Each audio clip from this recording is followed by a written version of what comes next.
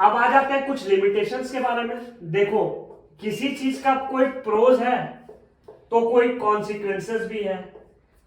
तो किसी चीज का अगर अच्छाई है तो उसका भैया बुराई भी है। बुराई क्या है?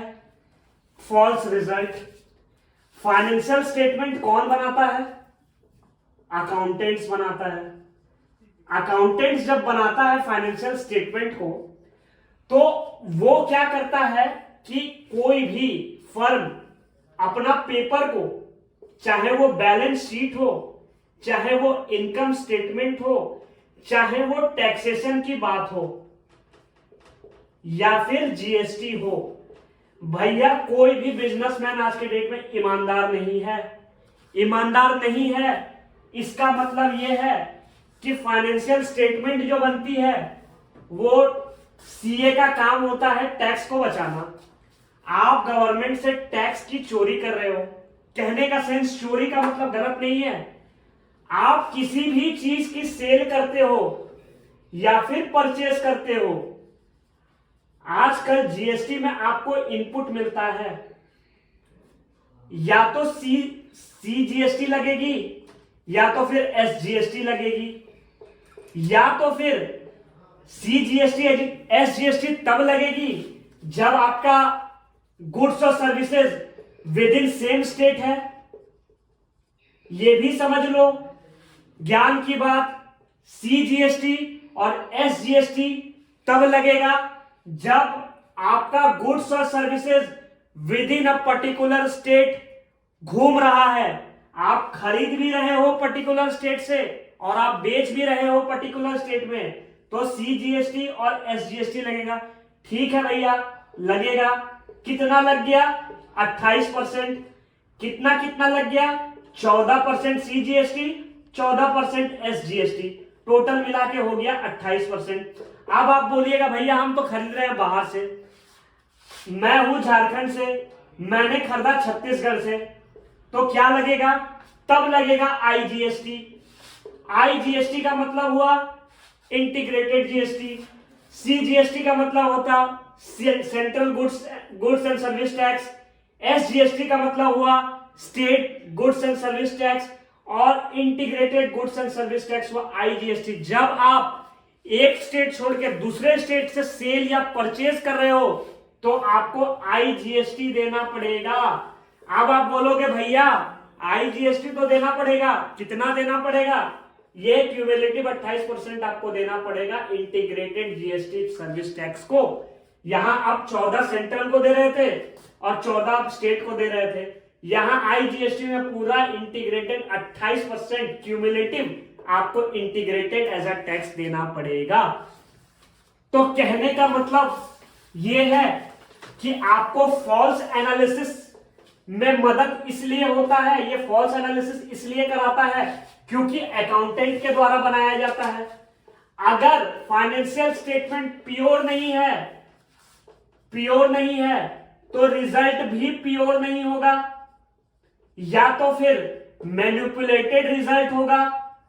मैनिपुलेशन का मतलब या तो फिर टैक्स बचाने के लिए किया जाएगा, या तो फिर सेल्स को ज्यादा दिखाने के लिए किया जाएगा, सेल्स इंक्रीमेंट के लिए किया जाएगा, या तो फिर पोजीशन को बेटर बनाने के लिए दिखाया जाएगा, या तो फिर नेटवर्थ को बढ़ा दिया जाएगा बाय अकाउंटेंट।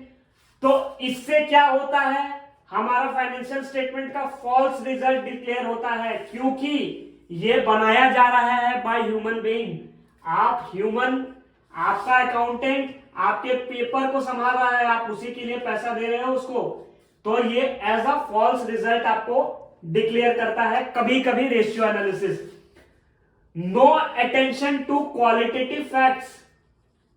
अकाउंट्स में हम सिर्फ, पहले भी बताया था, क्वांटिटी की बात करते हैं, हम क्वालिटी की बात नहीं करते हैं। क्वालिटी की बात हम दूसरे सब्जेक्ट में करते हैं। सर्विस की क्या क्वालिटी है ये हम दूसरे सेंस में करते हैं, क्योंकि quality is also important part of business. लेकिन जब अकाउंट्स की बात आती है, क्वालिटी की बात नहीं ली जाती है। सिर्फ और सिर्फ जो चीज आपको मैंने पहले भी बताया था, measures in terms of money, which is at least of financial character or expressed in terms of money are included in the books of account. तो जो भी क्वांटिटेटिव फैक्ट्स होगा, नंबर फैक्ट्स होगा, रेट प्राइस फैक्ट या money fact होगा, वही accounts में लेंगे. आपका क्वालिटी सुपीरियर है, इससे अकाउंटिंग को कोई मतलब नहीं. तीसरा पॉइंट, ओवरलुक्स इन्फ्लेशन. इन्फ्लेशन को नहीं देखता है रेशियो एनालिसिस कि आपका, क्योंकि ये आपका पेपर को अकाउंटेंट संभाल रहा है to present to the external party. External party कौन? External users of accounting, investors, government, employees.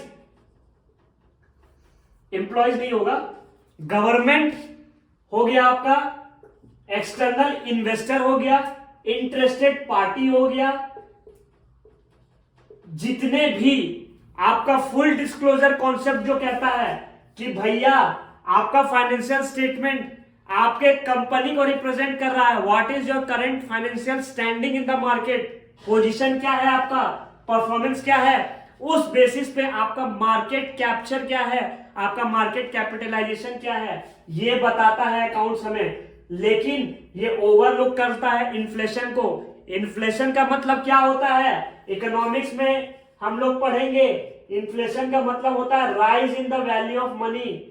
Money का वैल्यू इतना ज्यादा बढ़ गया कि अगर करोड़ों की भी बिक रही है फर्क नहीं, क्योंकि मनी का जो वैल्यू है वो इन्फ्लेट हो गया, बढ़ गया.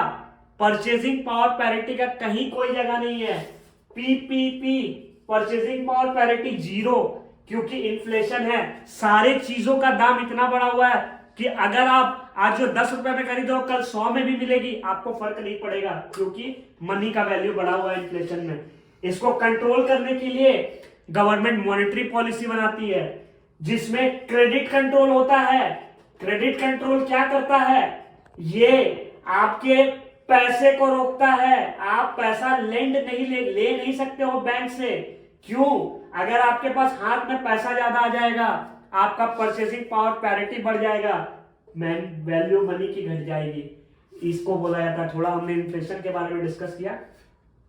चौथा point, window dressing. Window dressing का मतलब every financial statement in India और abroad is manipulated by human being. Window dressed होता है.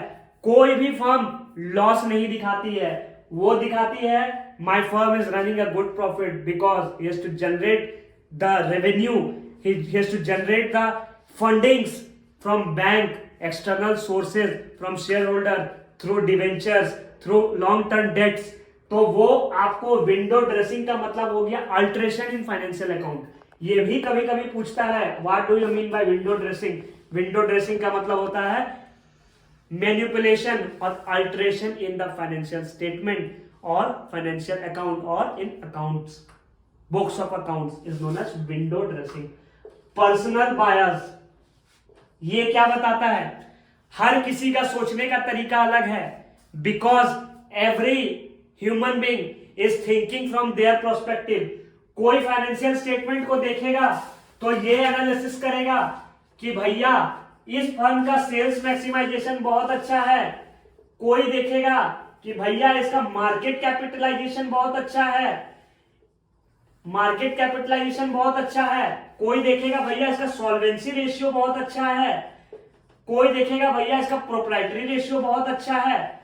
तो इसका जजमेंट जो है वो पर्सनल बायस के ऊपर भी डिपेंड करता है, क्योंकि everyone has their own perspective to think because everyone comes from different background. तो आदमी का जो पर्सनल बायस है, पर्सनल थिंकिंग है, ये भी रेशियो एनालिसिस को कहीं ना कहीं लिमिटेशंस में डालता है कि आपका पर्सनल बायस जो है वो प्रॉपर रिजल्ट नहीं दे पाएगा, प्रॉपर कंक्लूजन नहीं दे पाएगा. रेशियो एनालिसिस का जो मोटिव है फोरकास्ट नहीं कर पाएगा, क्योंकि आपका पर्सनल जहां आ गया वहां आ गया कि आप खुद के प्रोस्पेक्टिव से सोचते हो, ना कि आप औरों के प्रोस्पेक्टिव से सोचते हो.